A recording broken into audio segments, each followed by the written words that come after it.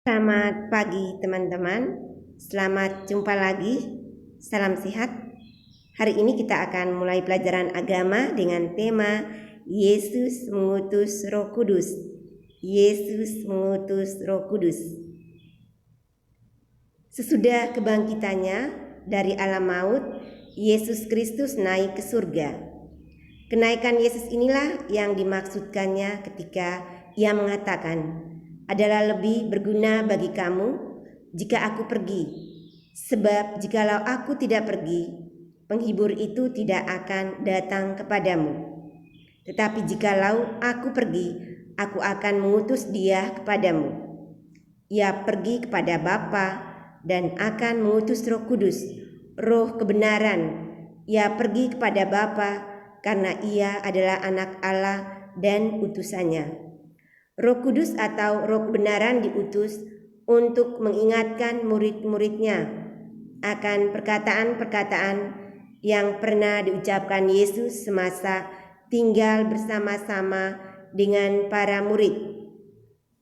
Apa yang pernah dijanjikan oleh Yesus tersebut sungguh-sungguh terpenuhi, bahwa Roh Kudus akan datang, yakni pada hari Pentakosta. Roh Kudus itu turun atas para rasul dalam bentuk lidah-lidah api dan tiupan angin yang sangat kencang, memenuhi seluruh ruangan di mana mereka berkumpul. Para murid itu percaya bahwa Roh Kudus adalah Roh Yesus sendiri yang pernah dijanjikannya kepada mereka. Mari teman-teman, untuk mengawali pelajaran hari ini, kita daraskan lagu Datanglah ya Roh Kudus. Datanglah ya Roh Kudus. Dalam nama Bapa dan Putra dan Roh Kudus. Amin. Datanglah ya Roh Pencipta, hati kami kunjungilah. Penuhilah dengan rahmat-Mu jiwa kami ciptaanmu. Kau digelari penghibur, karunia Allah yang luhur. Kau hidup, api dan kasih, dan pengurapan ilahi. Dikau sabta karunia dan tangan kanan ilahi. Engkau yang Bapa janjikan, kau pergandakan bahasa, sinar hati umatmu, dan curahkanlah cintamu. Semoga dikau kuatkan yang rapuh dalam tubuhnya, buatlah kami mengenal, serta mengimani terus Bapa dan Putra yang tunggal, dan Engkau Roh keduanya. Dipujilah Allah Bapa dan Putra yang sudah bangkit, serta Roh Kudus penghibur kini dan sepanjang masa. Amin. Dalam nama Bapa dan Putra dan Roh Kudus. Amin. Nah, teman-teman, sekarang suster minta kalian untuk menyimak dan mendengar kisah saksi. Saksi. Pada suatu malam terdengar teriakan seorang wanita meminta pertolongan. Tetangga segera menyalakan lampu depan rumah mereka, dan dari jendela rumah bertingkat itu mereka melihat seorang wanita sedang ditikam berulang kali oleh seorang pria. Terkejut karena lampu, pria itu melarikan diri. Setelah tenang kembali, lampu tetangga dimatikan, tetapi tidak lama kemudian rintihan meminta tolong kedengaran lagi. Lampu-lampu kemudian menyala lagi, dan terlihat seorang pria itu berulang kali menikam wanita itu sampai mati, lalu ditinggalkan. Keesokan harinya polisi datang memeriksa peristiwa pembunuhan itu. Ternyata ada 39 orang yang menyaksikan drama pembunuhan itu.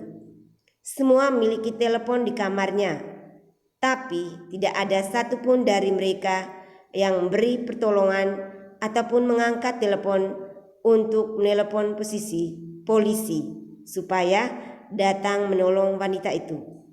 Mengapa?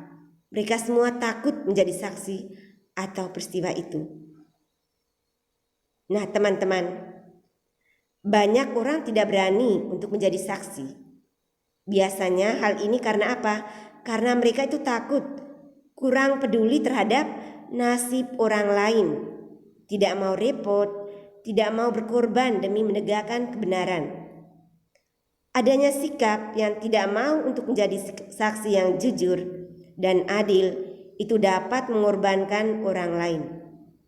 Karena ketidakmauan untuk bersaksi, orang yang seharusnya sebenarnya diselamatkan malah menjadi korban. Begitu juga sebaliknya.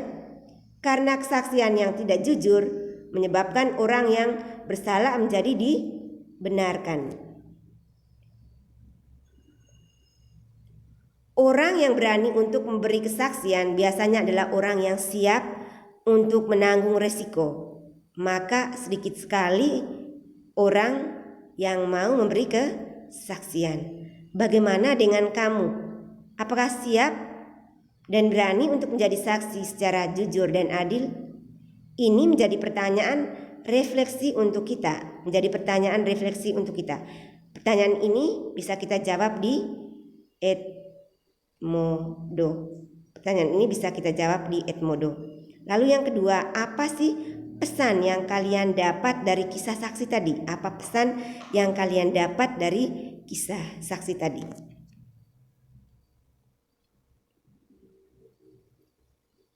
Nah, teman-teman, Roh Kudus itu adalah Roh Allah yang dijanjikan Yesus kepada para rasul sebelum ia naik ke surga.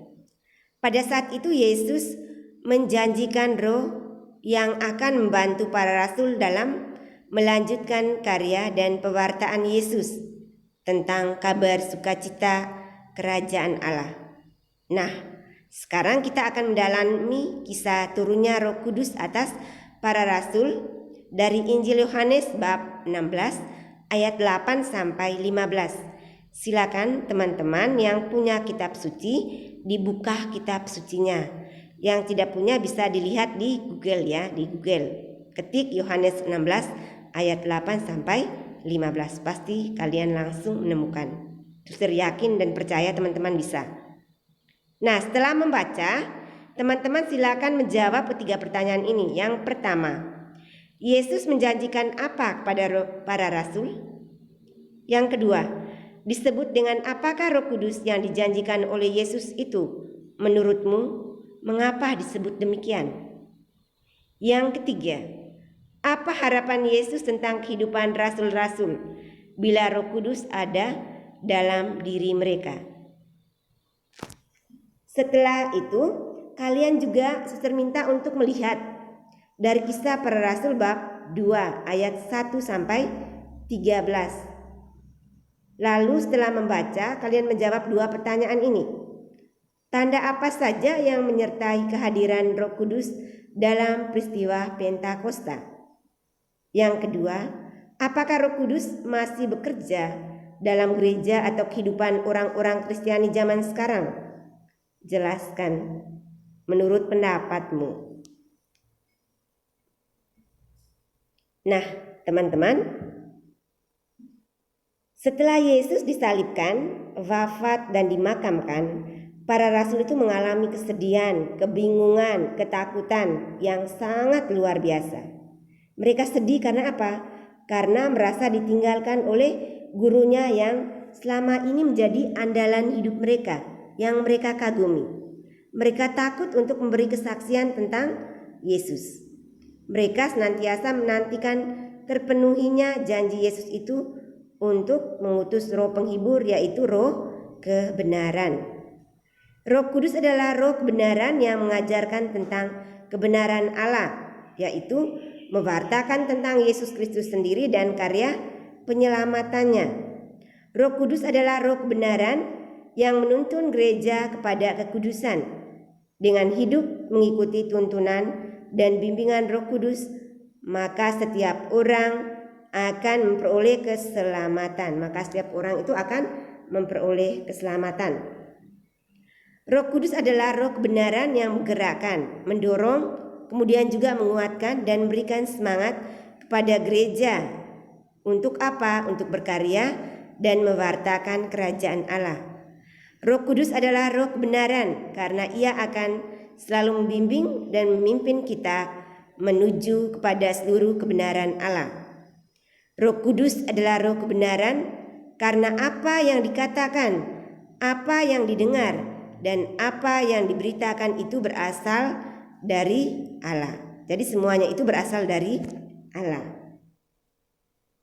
Kerinduan para rasul itu akhirnya terjawab ketika tiba-tiba terjadi tiupan angin yang keras memenuhi seluruh rumah dan lidah-lidah api itu bertebaran hingga pada mereka masing-masing. Lalu mereka dipenuhi Roh Kudus. Ini membuktikan bahwa Yesus tidak pernah meninggalkan mereka, melainkan akan menyertai mereka sampai akhir zaman. Sampai akhir zaman. Penyertaan Yesus dalam Roh Kudus itu pula yang menguatkan iman gereja, menguatkan iman orang-orang yang percaya kepada Kristus hingga sekarang ini. Dalam keadaan sulit sekalipun, gereja tetap percaya bahwa Roh Kudus itu turun dan terus berkarya untuk menguatkan umatnya, menguatkan orang-orang yang percaya kepada Kristus. Sekian teman-teman penjelasan dari Suster. Terima kasih, matur nuwun. Selamat belajar. Tuhan memberkati. Tuhan memberkati. Sampai jumpa lagi di proses pembelajaran agama berikutnya. Salam sehat. Yes, yes, yes.